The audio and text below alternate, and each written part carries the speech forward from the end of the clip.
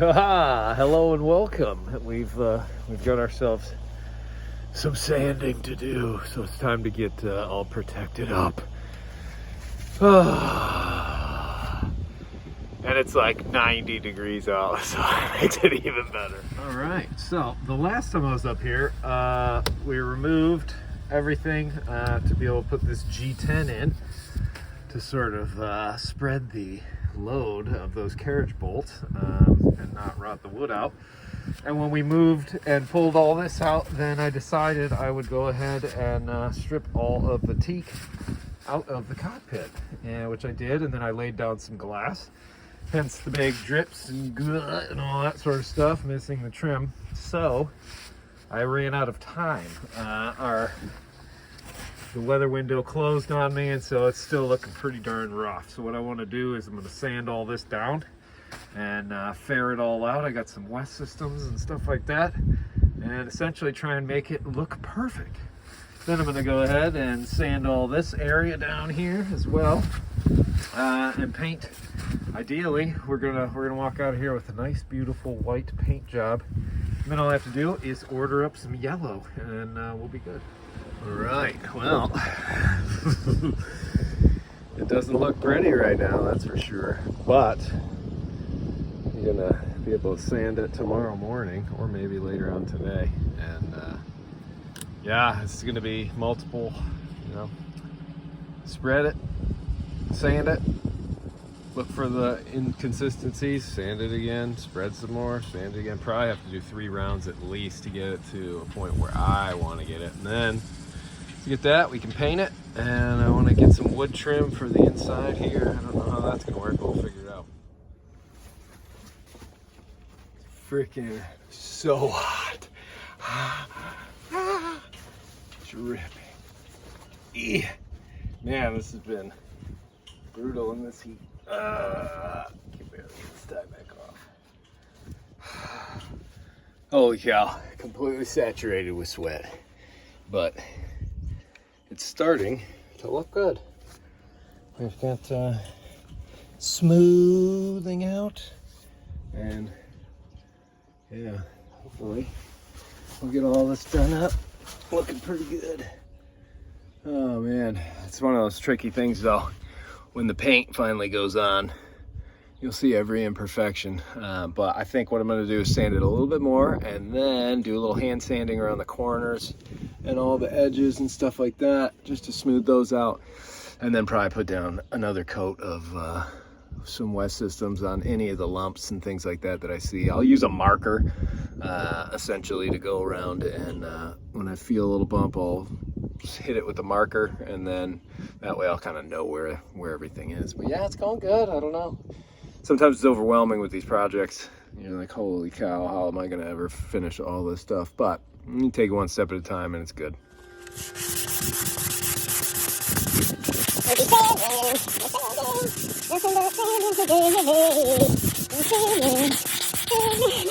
love sanding. All right, so we're going kind of beast mode in the old boat right now. Underneath here, tools and lots of other things. There's literally cans of ravioli. Let me just show you real quick. Oh, gross. Dude, I don't even want to know what the expiration date is on this sucker. Let's get some rust. Probably can't even find it. Oh no, there it is. Best by September 2020. No, September 20th, 2024. Dude, that's still good. Am I going to eat it? No, absolutely not. So I'm going to throw it away. Unfortunately. Hate to waste food for sure, especially after running out of it that one time. But it is one of those things where by the time I do go out on the ocean, it's going to be past September. So this stuff's got to go. Sorry, Chef Boyardee. This is a perfect example of what happens when your boat is on the hard for a really long time and you get freaking lazy. Oh my gosh. This stuff all needs to be cleared out. I need to paint inside of there with some nice bilge coat, make it fresh, organize it. You could never go to sea with storage looking like that for your tools, man. What a disgrace. Ugh. All right, check it out. Almost time to lay down the first coat of paint. She's flat, she's level. I'm gonna clean it up with some acetone and then lay down a coat of paint just over the actual deck part just to see if there's any other inconsistencies, and then we'll go from there.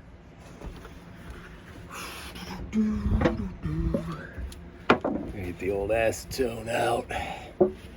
Give it a good wipe down before you paint it. Clean that surface nice and neat.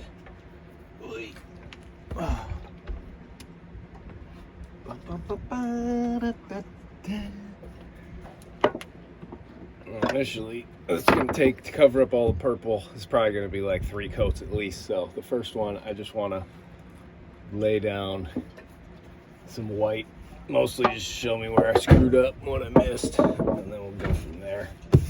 But give it a good wipe, let the old acetone get all that dust off of there so that that stuff is gone, so that paint really sticks, and then we'll go from there.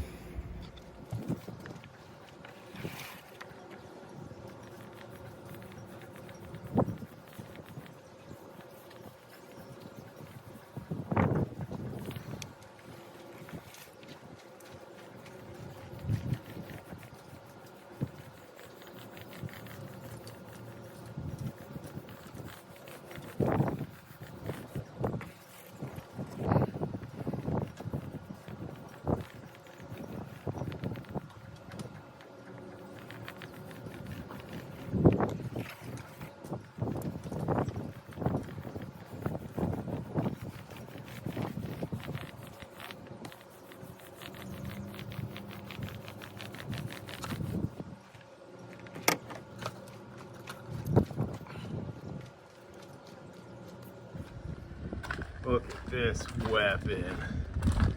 One West Sail comes to town, another is soon to follow. This is gonna be a West Sail named Graybeard, good friend of mine, James Hodge.